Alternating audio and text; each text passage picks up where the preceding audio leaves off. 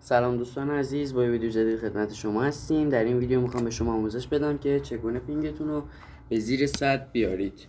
خب دوستان، قبل از اینکه توضیحات لازم رو به شما ارائه بدم، لطفا کانال منو سابسکرایب کنید و ویدیوی منو لایک کنید و برای باخبر شدن از ویدیوهای بعدی ما زنگوله رو فعال کنید. خب دوستان، ما هممون میدونیم که در ایران خیلی سخت پینگمون رو بیاریم زیر 100 و برای همون نیاز به چند تا اپلیکیشن داریم که من میخوام اونو با استفاده از یک اپلیکیشن انجام بدم. یعنی فقط با استفاده از یک اپلیکیشن پینگم رو به زیر 100 بیارم. خب دوستان، ما اول وارد اینترنت کروم میشیم یا هر براوزر دیگه ای، ولی کروم چون خیلی براوزرش فسته، برای همون من همیشه کروم استفاده میکنم.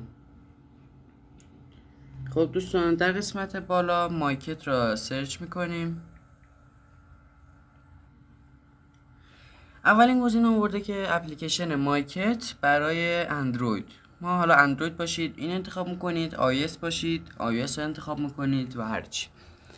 خب دوستان، ما مستقیما وارد سایت مایکت شدیم که با سایتش هیچ کاری نداریم، فقط میخوایم بریم که اپلیکیشن مایکت رو برای دستگاه خود نصب کنیم.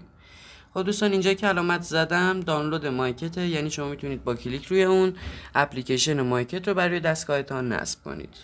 دوستان، بعد از اینکه مایکت رو روی دستگاهتان نصب کردید، وارد برنامه مایکت میشید و در قسمت جستجو DNS را جستجو میکنید که باید انگلیسی تایپ کنید.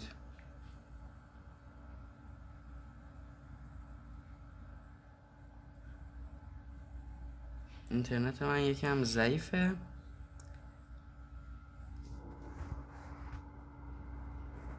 خب دوستان، اینجا هم اقسام DNS ها رو میاره که مطمئن باشید همشون به طور کامل و دقیق کار نمیکنن. من خودم از DNS توسی IPv6 استفاده میکنم که خیلی DNS خوبیه و واقعا IP تغییر میده. خب قبل از اینکه به شما توضیح بدم که DNS رو نصب کنید، میخوام به شما بگم که DNS با فیلتر شکن چه تفاوتایی داره.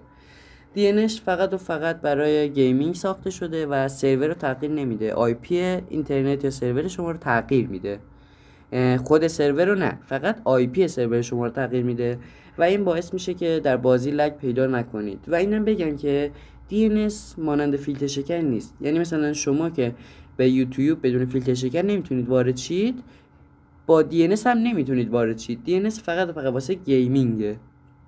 خب دوستان، اینجا DNS ها رو میبینیم. DNS دومی که توسیه و IPv6 داره رو انتخاب میکنیم. این DNS یکی از بهترین و کاربردی ترین DNS ها هست. خب اینو من دوستان نصب کردم از قبل، ولی شما میتونید اگه نصب نکردید نصبش کنید. خب بعد از اینکه نصب کردیم اجرا میکنیم. دوستان، شما که برنامه DNS رو نصب کردید، برای شما IP 888 و 444 رو میاره که IP خوبیه، ولی با این IP پینگتون فقط میره دوربر 120 130. اگه بخوایم پینگتون واقعا به زیر 100 بیاد، این IP که من اینجا نوشتم و ازش اسکرین شات بگیرید یا ویدیوی ما رو ذخیره کنید تا بعدا بتونید با این عددها و IP ها DNS تون رو فعال کنید، چون این IP بهترین IP که پینگتون رو تقریبا میاره دوربر 80 و 70. حتی من دیدم که پینگم به 40 هم بره. خب دوستان، بعد از اینکه IP تون رو وارد کردید، گزینه دوم در پایین نوشته استارت، اون رو انتخاب میکنید و DNS شما در 1 ثانیه و کمتر فعال میشه و شما میتونید با DNS وارد بازی شید. فقط اینم بگم دوستان، اگر فیلتر شکنتون روشن باشد حتما خاموش کنید. اگر خاموش نکنید DNS خودش خاموش میکنه که دچار اختلالاتی در سرور شما میشه. پس قبل از اینکه DNS رو روشن کنید حتما فیلتر شکنتون رو خاموش کنید.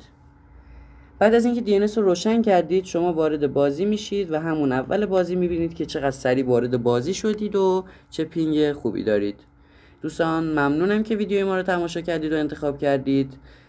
لطفاً این ویدیو رو به اشتراک بذارید و از ما حمایت کنید.